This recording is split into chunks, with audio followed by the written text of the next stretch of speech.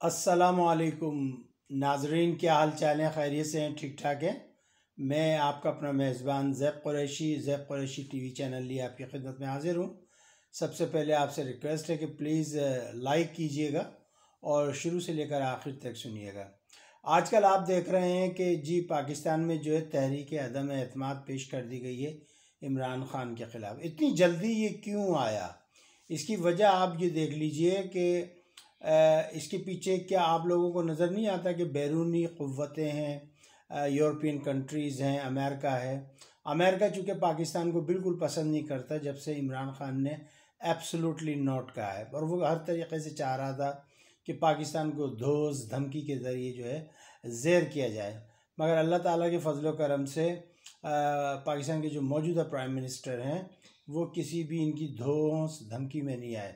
अब मैं आपसे ये गुजारिश करना चाहता हूँ कि भाई देखिए, जब से उन्होंने कहा एब्सोल्युटली नॉट, फिर उसके बाद उन्होंने कहा कि जी आप चीन ना जाएं जो विंटर ओलंपिक्स गेम हुए, फिर उन्होंने कहा कि जी आप रशिया ना जाएं, फिर यूक्रेन का मसला छिड़ गया, उन्होंने कहा जी हम पाबंदी लगा देंगे, हम ये कर देंगे, हम आपको वो कर देंगे। देखें, करता मेरा अल्लाह है, मेरे अल्लाह के अलावा किसी की क़ुव्वत नहीं कि कोई कुछ कर सके।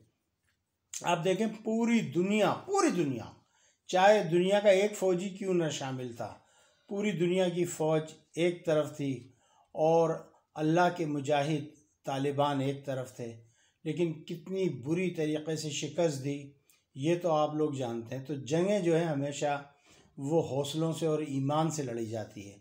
जिनके पास हौसले ना हो, ईमान ना हो, वो जंग नहीं लड़ सकते। और मेरे ख़्याल में अब उसी बात की सज़ा जो है इमरान खान को दी जा रही है कि फ़ौरी तौर पर। अब आप ये देखें, मैं यहाँ पर पाकिस्तानी अवाम से मुखातिब हूँ कि आप देखें कि कितनी जल्दी जो है उन्होंने काम किया अपना। विदिन 1 और 2 वीक्स के अंदर जो है आनन फानन जो है ये सब कुछ हुआ। जैसे ही इमरान खान ने पेट्रोल की डीज़ल की प्राइस गिराई, बिजली पे से 5 पाउंड कह रहा हूँ रुपए गिराए, फ़ौरी तौर पर जो है ये अमल शुरू हो गया। उन्होंने कहा अरे भाई अब तो मुसीबत हो गई। आप ये देखें कि जो मौलाना फज्जा, जो मैं फज्जा कहता हूँ असल में उन्हें फजल नाम है उनका, मैं फज्जा कहता हूँ।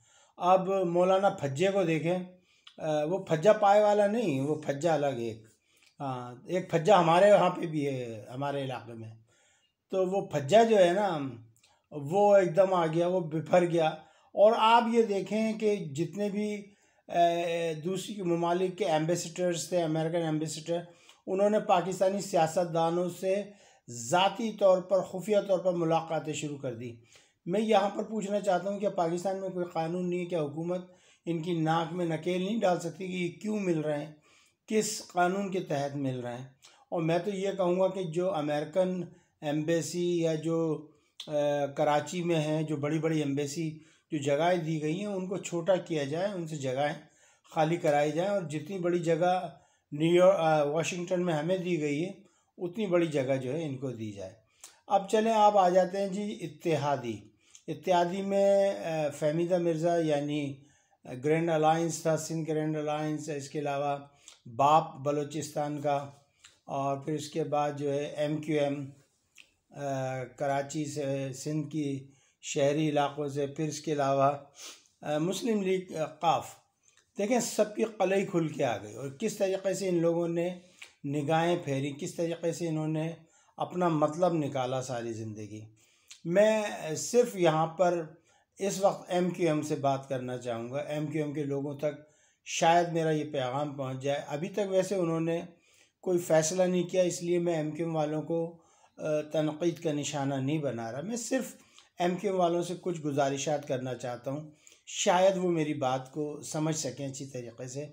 मैं ये कहता हूँ, आज MQM क्यों बनी है, उसकी वजूहात क्या थी? उसकी वजूहात ये थी कि भुट्टो ने कोटा सिस्टम लगाया।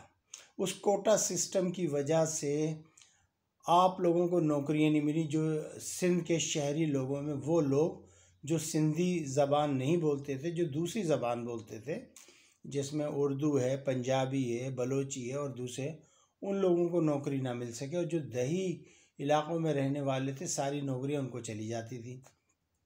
तो मैं ये पूछता हूँ MQM से कि आपके ऊपर सबसे पहले जो जुल्म किया वो किसने किया? वो किया जुल्फ़िकार अली भुट्टो ने। सन 1973 के आइन में उन्होंने जो है ये शिक डाली कोटा सिस्टम की।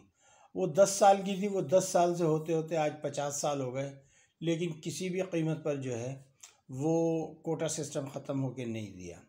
फिर उसके बाद आपके साथ जुल्म हुआ, अंदरून सिंध आपकी ज़मीनों को छीना गया, आपके लोगों को कत्ल किया गया। सन 73 के अंदर एक बहुत बड़ी खून रेजी हुई, और जितने भी वहाँ से जिनको आप उर्फ़ आम में महाजिर कहते हैं उनको मारा गया, उनको निकाला गया अंदरून सिंध से, और वो बेचारे अपनी ज़मीनें अमीनें छोड़ के दोबारा कराची की तरफ उन्होंने की। एक माइग्रेट 47 में की उन्होंने सिंध के अंदर, और फिर सिंध से दोबारा कराची में की 73 के अंदर। उनके कारोबार तबाह हो गए, बेचारे फिर से बेसरो सामानी की ज़िंदगी गुजारने लगे। MQM वालों से मुखातिब हूँ आज, MQM पीपल्स पार्टी का थे, और तुम्हें डैमेज किसने किया था? पीपल्स पार्टी ने, नंबर 2। फिर MQM वालों से मैं मुखातिब हूँ कि भाई उसके बाद जो है कभी भी इन्होंने तुम्हें अपना नहीं समझा, आपको कभी भी पीपल्स पार्टी से वफा नहीं होगी, किसी भी कीमत पे आप रख लें। आपने इनका साथ दिया 18वीं तरमीम में, 18वीं तरमीम इन्होंने लगाई आपके ऊपर। फिर उसके बाद बल्दिया वगैरह सभी अपने हाथ में ले गए। इन्होंने जानबूझकर अपना तासुब निकालने के लिए, दिल की भड़ास निकालने के लिए, चूँकि ये जो सिंध के वडेरा लोग हैं, मैं गरीब सिंधियों की बात नहीं कर रहा, ये जो फ्यूडल टाइप के जो वडेरा हैं, ये जो जागीरदार बैठे हैं, ये पहले तो बात ये कि ये एक ख़ास मखसूस कल्ट है। इस कल्ट ने क्या किया? इस कल्ट ने जो है वो एक मुसलमानों के 2 तबक़े थे, तो एक जो तबका है जो कल्ट था, जो कि माइनॉरिटीज़ में है, उसने मेजॉरिटी पर कब्ज़ा किया, और उसने इलेक्शन में अपने उन फ्यूडल्स को टिकट दिए जो उनके मज़हब से या उनके रिलीजस से ताल्लुक़ रखते थे। तो एक बात। नंबर 2, फिर इन्होंने क्या किया कि इन्होंने आपको ग़ुलाम बनाना चाहा, इन्होंने आपको महकूम करना चाहा। जैसे सिंध के अंदर दूसरे मुसलमान जो मेजॉरिटी में जो तबका है सिंध के अंदर, उनको इन्होंने महकूम किया हुआ है, उसी तरीक़े से इन्होंने कराची और हैदराबाद के लोगों को अपना महकूम बनाना चाहा। लेकिन चूँकि ये लोग तालीमी याफ्ता थे, ये इनके काबू में नहीं आए।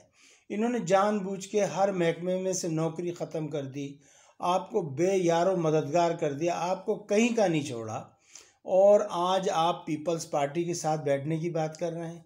फिर आप आ जाइए, जितना भी कत्लेआम हुआ, फिर जो मिर्ज़ा था, मिर्ज़ा ने आपको क्या गालियाँ दी, आपकी बुज़ुर्गों को क्या कहा कि जी ये भूखे नंगे थे, मक्कड़ थे, ये हमारे पास आए, हमने इनको दिया।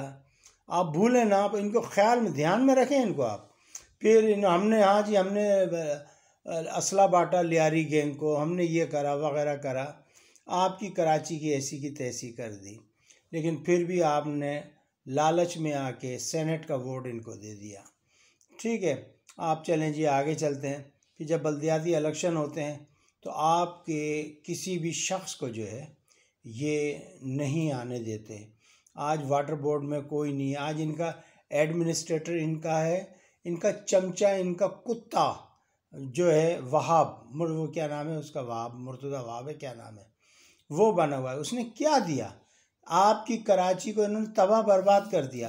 कराची में वरना पहले जो है कराची में ट्राम चला करती थी, कराची में KCR का सिस्टम लगा हुआ था, कराची में बेहतरीन जनरल ज़िया के ज़माने में बसें थी। जितनी तरक्की मैंने अपनी बचपन में जनरल ज़िया के ज़माने में देखी, मैंने कभी भी नहीं देखी। इस पीपल्स पार्टी ने जानबूझ के हमें हमेशा धोखा दिया, हमें जी दिया। ठीक है, फिर उसके बाद एक जमात आ जाती है PTI ने कराची की आवाम से वादा किया, लेकिन बदकिस्मती से अनफॉर्चुनेटली सिंध के लोगों ने, अंदरून सिंध के लोगों ने PTI को वोट नहीं दिया, जिसकी वजह से सिंध असेंबली में उनकी हुकूमत नहीं बनी। लेकिन कराची, हैदराबाद, यहाँ से थोड़ी बहुत सीटें मिली PTI को, और PTI ने अपनी लोगों को लेकर आया। उसके बावजूद PTI ने 5-6 बड़े मंसूबे जो ये सिंध हुकूमत आपको कभी भी नहीं देती, कभी भी नहीं देती, आपको ग़ुलाम, आपको यानी एक पढ़ा लिखा आदमी जो बेहतरीन हाईली एजुकेटेड है वो चिंची में बैठ के जा रहा है। इससे अच्छा तो मैं कहूँगा भाई वो घोड़े तांगे वही शुरू कर दो, वही अच्छे हैं। चिंची में तो इंसल्ट है यार, बहुत बुरी, इतनी बुरी इंसल्ट है कि मैं क्या बताऊँ। वो घोड़ा गाड़ी में बैठने में एक शाम तो होती थी, उन्होंने आपको वहाँ पहुँचा दिया। फिर आपको याद है जरदारी ने कौमी असेंबली में क्या तकरीर की थी, आपको मक्कड़ कहा था, आपको आपके बाप दादाओं को गाली दी थी, आपको महाजिर, आपको क्या कहा था, जिसके ऊपर अली मोहम्मद ने और असद उमर ने बाकायदा फैक्ट एंड फिगर के साथ पेश किया था। तो आप कैसे, और आज आप बिक रहे हो। आप कह रहे हो कि जी हमें गवर्नरशिप मिल रही है, हमें सूबे सिंध में जो है वजारतें मिल रही हैं, हमें जो है वजारतें वहाँ पे भी मिल रही हैं। मैं ये कहता हूँ कि MQM कभी भी ये कदम नहीं उठाएगी। अगर MQM ने यह कदम उठाया तो MQM अपनी मौत आप मर जाएगी, क्योंकि कराची की आवाम ने कभी भी पीपल्स पार्टी को पसंद नहीं किया। पीपल्स पार्टी को 70 के अंदर भुट्टो को वोट नहीं दिया था। शेख मुजीब कराची से जीत गया था लेकिन भुट्टो को वोट नहीं दिया था। तो उसी का नतीजा भुट्टो ने 73 में कोटा सिस्टम लगाया और वही नफ़रत वही जलन इनके दिल में आज भी है।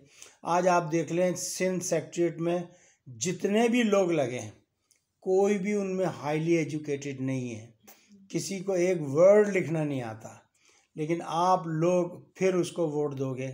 इससे बेहतर है कि आप थूक के ना चाटें, आप एक ही जगह रहें, आप इमरान खान के साथ जॉइन रहें।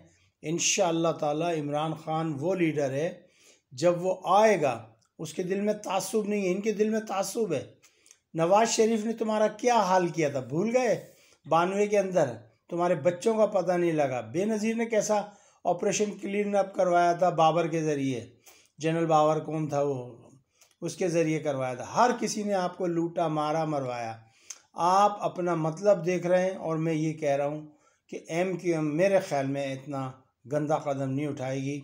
MQM जहाँ है वहीं रहेगी, या फिर मैं MQM को ये मशवरा दूंगा कि एक अलग से जाकर बैठ जाए कोने में, कि ना PTI का साथ दे ना अपोजिशन का साथ दे, किसी का साथ ना दे, लेकिन अगर साथ दिया तो ये बहुत बड़ा मसला होगा। तो मेरे बस यहीं तक आपसे कहना था। अल्लाह ताला मेरे प्यारे वतन का हामी और नासिर हो, और जो एक साजिश चली है अल्लाह ताला उससे हमें निपटने के लिए क़ुव्वत अता फ़रमाए। अल्लाह ताला हमें इन दुश्मनों की साजिश को समझने की ताकत अता फ़रमाए।